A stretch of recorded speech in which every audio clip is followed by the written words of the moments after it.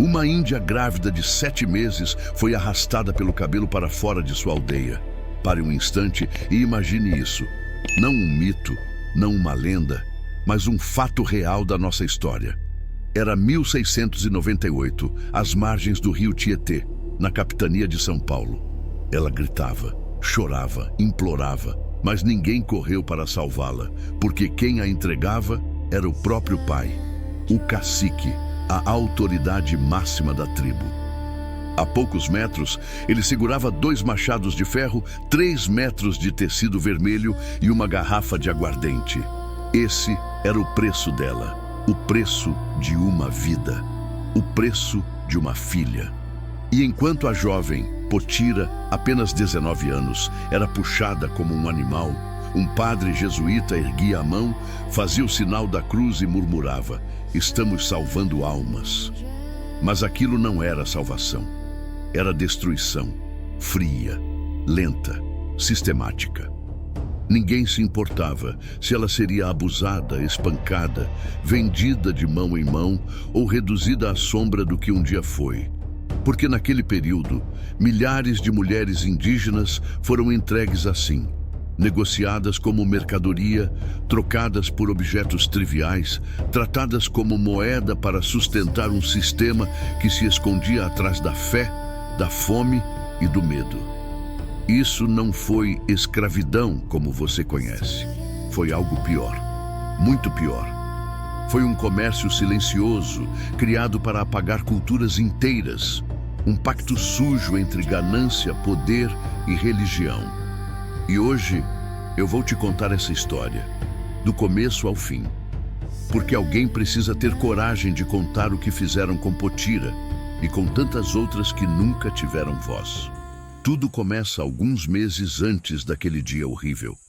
A aldeia de Potira ficava numa curva do rio Tietê, cercada por mata densa e roças de mandioca. Era uma comunidade tupinambá, com cerca de 200 pessoas. Eles viviam ali há gerações, tinham suas tradições, seus rituais, suas histórias. Potira era filha de Cunhambebe, o cacique. Era uma mulher respeitada, forte. Estava grávida de um guerreiro chamado Pindorama, que havia morrido 3 meses antes num confronto com bandeirantes que invadiram as terras deles. Ela carregava a dor da perda, mas também carregava a esperança no ventre. Uma criança, um futuro. Mas o futuro deles estava prestes a ser roubado. Numa manhã de junho, chegaram 3 homens brancos na aldeia. Vinham montados em cavalos, armados, com roupas grossas de couro e chapéus largos. O líder se chamava Domingos Rodrigues Forte. Ele era bandeirante. Um paulista que se especializava em algo que na época chamavam de descimentos, um termo bonito para uma prática horrível. Domingos não chegou ameaçando, não chegou atirando, ele chegou sorrindo, falando em tom amigável, oferecendo coisas, machados de ferro, facas, anzóis, tecidos coloridos, coisas que os indígenas não conseguiam produzir sozinhos e que facilitariam a vida deles. E ele disse algo que pareceu generoso na época: "Nós podemos ajudar vocês. Vocês nos ajudam na colheita. Nós damos ferramentas." Simples assim. Junto com Domingos veio um padre jesuíta, Padre Inácio de Mendonça. Ele vestia batina preta e tinha um rosário nas mãos. Falava baixo, educado. E começou a falar de Deus, de salvação, de batismo, de como os indígenas precisavam conhecer a verdadeira fé para não serem condenados ao inferno eterno. Cunhambebe, o pai de Potira, era um homem cansado. Havia perdido muitos guerreiros nos últimos anos. As roças haviam sido queimadas 2 vezes por bandeirantes rivais. A comida estava escassa. E aqui está a armadilha. Quando você está com fome, com medo, com seu povo morrendo, você se torna vulnerável. Você aceita acordos que nunca aceitaria em tempos de fartura. Então, Cunhambebe aceitou. Aceitou a ajuda. Aceitou as ferramentas. Aceitou a presença do padre. E com isso, ele abriu a porta para a destruição. As primeiras semanas foram tranquilas. Alguns homens da aldeia foram trabalhar nas roças de colonos próximos. Voltavam cansados, mas traziam comida. O acordo parecia estar funcionando. Potira, grávida, ficava na aldeia cuidando das crianças e ajudando na preparação de alimentos. Ela via o padre Inácio conversando com as mulheres, ensinando orações em português, falando de santos e pecados. Mas havia algo errado. Ela sentia. Era a forma como Domingos olhava para as mulheres. Não era um olhar respeitoso. Era um olhar de quem estava avaliando, calculando, como se estivesse contando gado. E então, numa tarde de agosto, Domingos voltou à aldeia, mas dessa vez não trouxe presentes. Trouxe uma exigência. Cunhambebe, precisamos de mais ajuda, mas não de homens. Precisamos de mulheres para trabalhar nas casas dos fazendeiros, cozinhar, limpar, cuidar das crianças. Elas vão ser bem tratadas, vão aprender português, vão ser batizadas. Potira estava perto quando ouviu isso. Seu coração gelou. Ela olhou para o pai. Cunhambebe estava pálido. Ele balançou a cabeça. Não, nossas mulheres não vão. Domingos sorriu, mas era um sorriso frio. Então vocês vão devolver tudo o que receberam. Os machados, as facas, os tecidos, e vocês vão ficar sem nada. E quando os homens de Baltazar Cardoso vierem buscar as terras de vocês, nós não vamos impedir. Silêncio. Um silêncio que pesava como pedra. O padre Inácio se aproximou. Colocou a mão no ombro de Cunhambebe. É para o bem delas, meu filho. Elas vão ser civilizadas, vão ser salvas. É a vontade de Deus. E ali, naquele momento, Cunhambebe quebrou. Ele baixou a cabeça e aceitou. 3 mulheres foram escolhidas, jovens, entre 15 e 20 anos. Uma delas era Jaci, a irmã mais nova de Potira. Uma menina de apenas 12 anos. Quando Potira viu Domingos apontando para Jaci, ela se jogou na frente. Não, ela é uma criança, vocês não podem levá-la. Mas foi empurrada por um dos homens de Domingos. Caiu no chão, sentiu uma dor aguda na barriga. A gravidez. Ela tentou se levantar, mas outros homens da própria aldeia a seguraram. Homens que tinham medo, homens que não queriam mais conflito. Jaci gritava, chorava, chamava pela irmã. Cunhambebe estava parado, congelado, segurando 2 machados novos, 3 metros de tecido vermelho e uma garrafa de aguardente. Esse era o pagamento. Esse era o valor de 3 vidas. Potira gritou para o pai. Você vendeu sua própria filha. Cunhambebe não respondeu. Só abaixou a cabeça. E enquanto as 3 mulheres eram amarradas e colocadas em cavalos, o padre Inácio fez o sinal da cruz e disse: Vão em paz. Deus está com vocês. Mas Deus não estava. Deus nunca esteve naquele lugar. Me diga nos comentários se você teria coragem de continuar ouvindo depois deste ponto. Potira não dormiu naquela noite, nem na seguinte. Ela ficou pensando na irmã. Onde Jaci estaria? O que estariam fazendo com ela? Será que estava com frio? Com fome? Com medo? 2 semanas depois, ela descobriu a verdade. Uma mulher de uma aldeia vizinha veio até eles. Estava machucada, com marcas no rosto. Ela contou que havia conseguido fugir da fazenda de Baltazar Cardoso, o homem que comprava mulheres indígenas. E ela contou o que acontecia lá. As mulheres eram trancadas em senzalas. Eram obrigadas a trabalhar do amanhecer até a noite. Eram abusadas, espancadas. Algumas tentavam fugir e eram caçadas como animais. E quando engravidavam, porque muitas engravidavam, eram forçadas a trabalhar até perderem os bebês. Porque bebês mestiços não serviam para nada, segundo os fazendeiros. Potira ouviu tudo isso com lágrimas descendo pelo rosto. E naquela noite ela tomou uma decisão. Ia buscar a irmã. Custasse o que custasse. Ela esperou todos dormirem.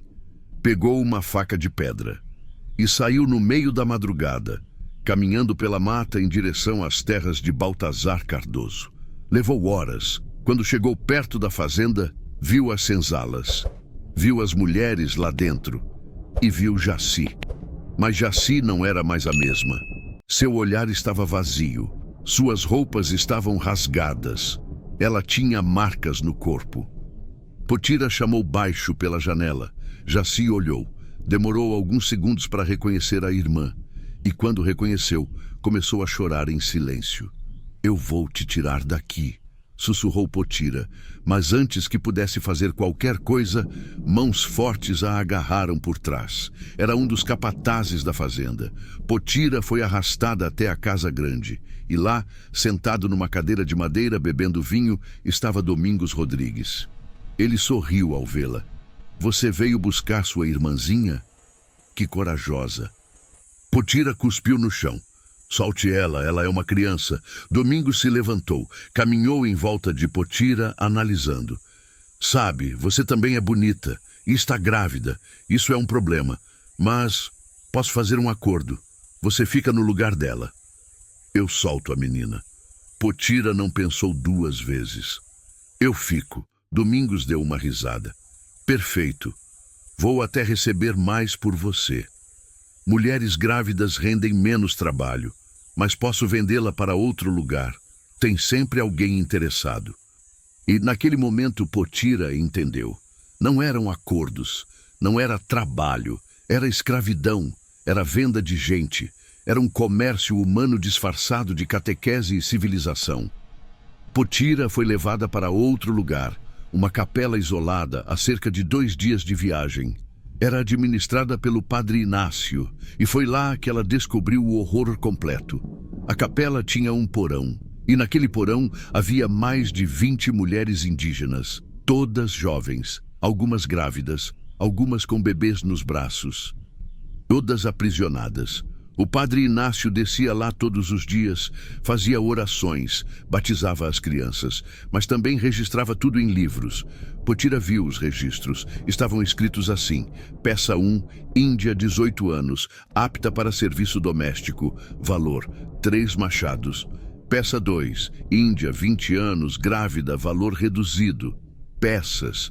Elas eram chamadas de peças, como objetos, como ferramentas. E Potira descobriu algo ainda pior. As mulheres grávidas eram forçadas a trabalhar até o corpo não aguentar.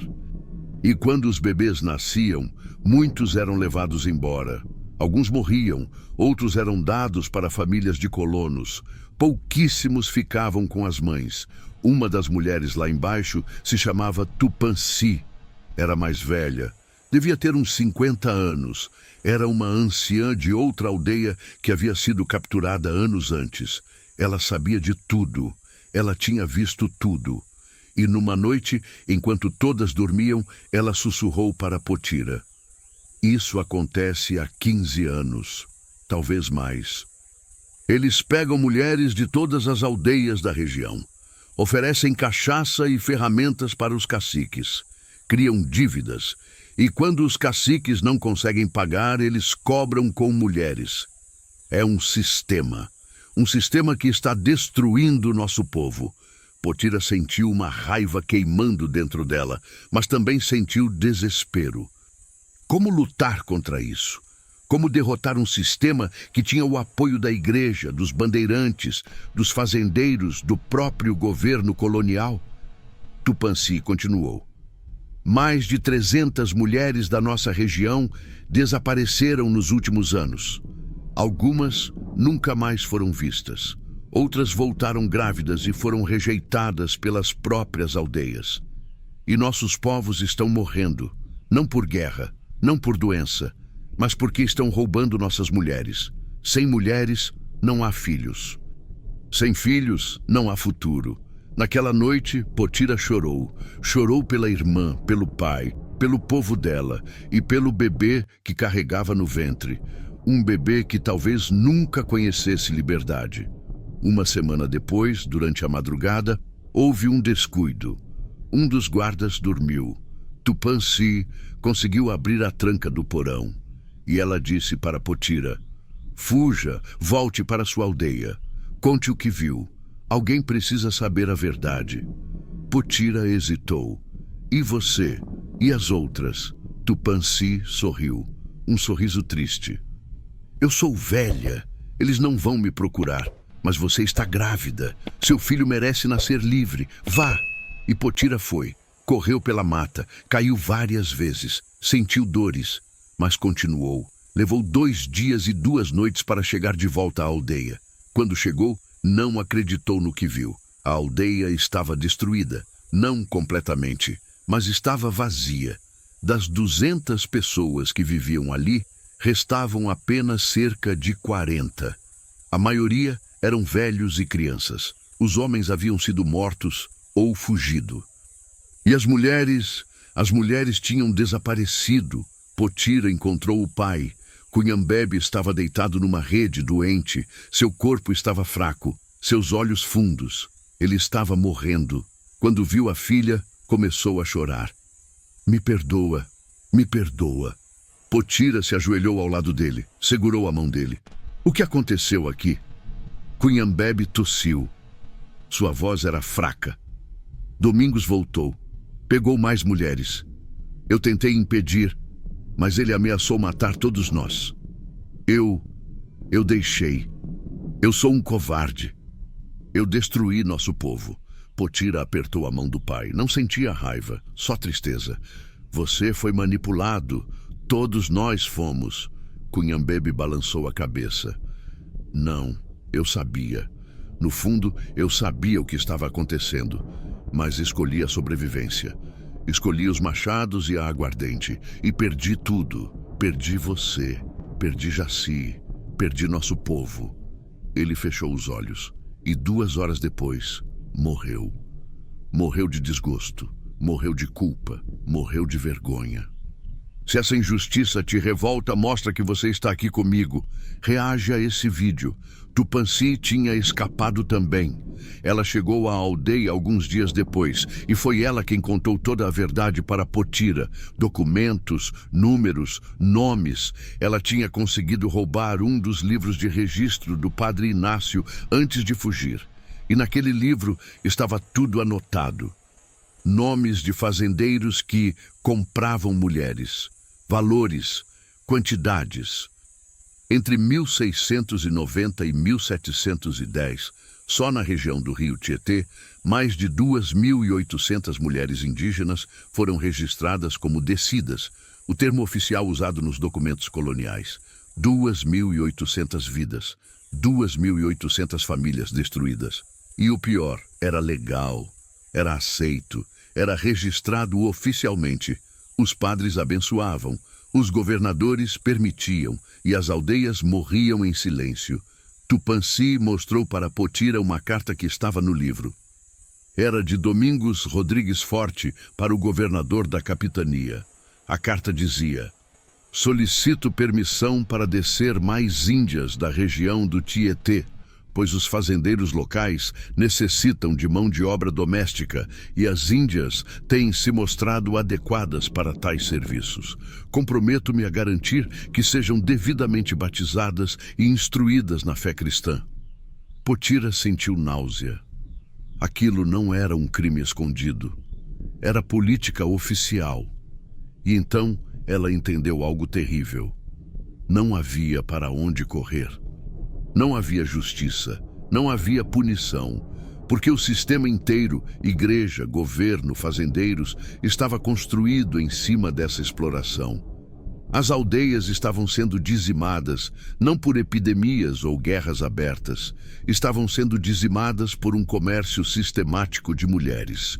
E ninguém ia pagar por isso, ninguém ia ser punido, porque, para os colonizadores, aquilo não era crime, era progresso. Potira passou os dias seguintes tentando juntar o que restava da aldeia, mas era inútil. As pessoas estavam traumatizadas, com medo, não confiavam em mais ninguém. Algumas famílias fugiram para o interior, outras tentaram se juntar a aldeias distantes. E então, numa noite fria de setembro, Potira entrou em trabalho de parto. Era prematuro, seu corpo estava exausto, machucado, traumatizado. Tupãssi ajudou no parto. Foi difícil, doloroso, levou horas, mas o bebê nasceu. Um menino, pequeno, frágil, mas vivo. Potira o segurou nos braços, olhou para aquele rostinho. E por um breve momento sentiu esperança, mas seu corpo estava fraco demais. Ela estava perdendo muito sangue. Tupãssi tentou de tudo, mas não foi suficiente. Potira estava morrendo. Ela olhou para Tupãssi. Sua voz era um sussurro. Cuida dele. Conta para ele o que aconteceu. Não deixa essa verdade morrer. Tupãssi, com lágrimas nos olhos, prometeu. E Potira fechou os olhos. Tinha apenas 19 anos. Se algo parecido já te chocou na história brasileira, comenta. Estou aqui para eu saber. A aldeia não sobreviveu. Em 1701, apenas 3 anos depois daquele primeiro acordo, o local foi completamente abandonado. Apenas 12 pessoas restaram. O resto tinha morrido, fugido ou desaparecido. As terras foram tomadas por um fazendeiro. Viraram plantações de cana-de-açúcar. Não houve memorial. Não houve luto oficial. Não houve justiça. Jaci, a irmã de Potira, nunca mais foi vista. Seu nome aparece uma única vez nos registros. Peça 14, Índia, 12 anos, destinada à casa de Baltazar Cardoso. Depois disso, nada. Ela simplesmente desapareceu da história, como milhares de outras. Tupãssi criou o filho de Potira. Ela se mudou para uma aldeia distante, nas montanhas, onde ainda havia alguma segurança. E lá, ela contou para o menino a história de sua mãe, de sua tia, de seu avô, de sua aldeia. Ela contou a verdade suja, a verdade que ninguém queria ouvir. E agora, eu preciso te contar algo que vai te revirar por dentro. Isso não foi um caso isolado, não foi uma exceção. Foi um sistema que durou décadas. Registros históricos confirmam que, só no estado de São Paulo, entre 1690 e 1730, mais de 10 mil indígenas, em sua maioria mulheres e crianças, foram oficialmente registrados como descidos ou administrados. Esses são os números oficiais. Os números reais provavelmente são muito maiores. E o termo administrados era um eufemismo. Significava escravizados, vendidos, trocados por ferramentas, tecidos, cachaça. Padre Inácio de Mendonça nunca foi punido. Domingos Rodrigues Forte morreu rico. Baltazar Cardoso se tornou um dos maiores proprietários de terra da região. E as aldeias? As aldeias desapareceram. Seus nomes foram apagados, suas histórias esquecidas. Mas os documentos existem, estão nos arquivos históricos de São Paulo. Cartas, registros, contratos, tudo lá. Tudo oficial, tudo legal aos olhos da lei colonial. E sabe o que é mais assustador? Muitos historiadores sequer falam sobre isso. Porque é desconfortável, porque é vergonhoso, porque mostra que a colonização do Brasil não foi só sobre doenças e batalhas. Foi também sobre destruição sistemática de povos através da exploração sexual, do tráfico de mulheres e crianças e do comércio de vidas humanas. Quando você ouve falar de miscigenação no Brasil, muitas vezes te contam como se fosse algo natural, romântico, como se indígenas e europeus tivessem simplesmente se apaixonado e formado famílias. Mas a verdade é que grande parte dessa miscigenação foi forçada. Foi violenta. Foi resultado de sistemas como esse que eu acabei de contar. Mulheres indígenas não escolheram ir para as fazendas. Elas foram vendidas, trocadas, raptadas. E os bebês que nasceram dessas violências, muitos foram rejeitados pelas próprias comunidades indígenas porque eram vistos como fruto de violência. E também foram rejeitados pela sociedade colonial porque eram mestiços, considerados inferiores. Eles não tinham lugar, não tinham identidade, não tinham futuro. O filho de Potira cresceu ouvindo a história de sua mãe. Tupãssi lhe contou tudo, E quando ele se tornou adulto, ele tentou encontrar a aldeia onde sua mãe havia nascido, mas não encontrou nada, só ruínas, só terra queimada, só silêncio. Ele tentou encontrar registros de sua tia, Jaci, mas não havia nada. Ela tinha sido apagada da história. Ele viveu sua vida entre dois mundos. Não era completamente aceito pelos indígenas porque seu pai era português. E não era aceito pelos portugueses porque sua mãe era indígena. Ele morreu velho, sozinho, em algum lugar do interior de São Paulo. E com ele morreu a última conexão viva com a aldeia de Potira. Então por que eu te contei essa história? Porque ela é real. Porque aconteceu.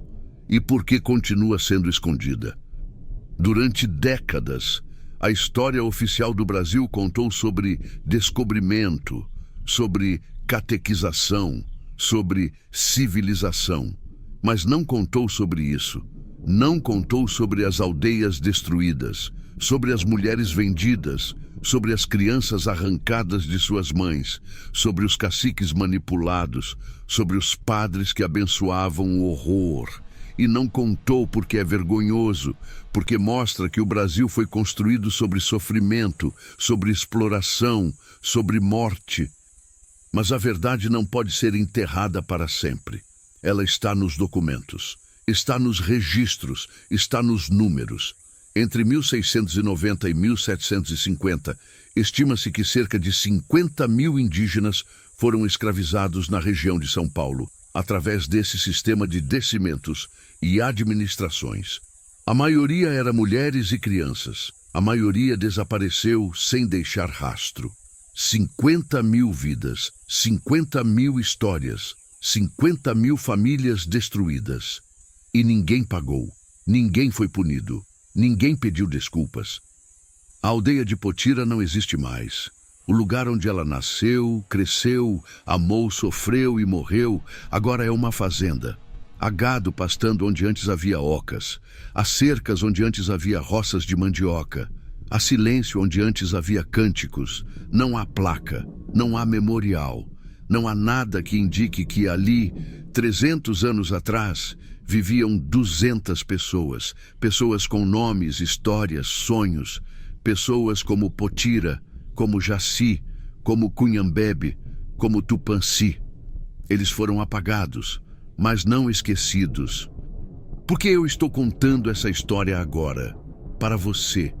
E você precisa saber disso. Você precisa saber que a história do Brasil não é só o que te ensinaram na escola. É também isso. É também dor. É também injustiça. É também sangue que foi derramado e nunca foi vingado. Não foram trocas. Foram roubos disfarçados de comércio. Não foi catequização. Foi destruição cultural. Não foi civilização. Foi genocídio. E ninguém pagou por esses crimes. Essa é a verdade que eu queria te contar. A verdade sobre a guerra por mulheres que destruiu aldeias inteiras. A verdade sobre o sistema colonial que transformava pessoas em peças. A verdade sobre o Brasil que ninguém quer lembrar. Mas eu lembro. E agora, você também lembra. E talvez, só talvez, se lembrarmos juntos, possamos impedir que histórias como essa se repitam. Porque enquanto esquecermos, enquanto escondermos, enquanto não falarmos sobre isso, as potiras da história continuarão morrendo em silêncio. E elas merecem mais do que isso. Elas merecem ser lembradas, merecem ter suas histórias contadas, merecem justiça, mesmo que seja só a justiça da memória.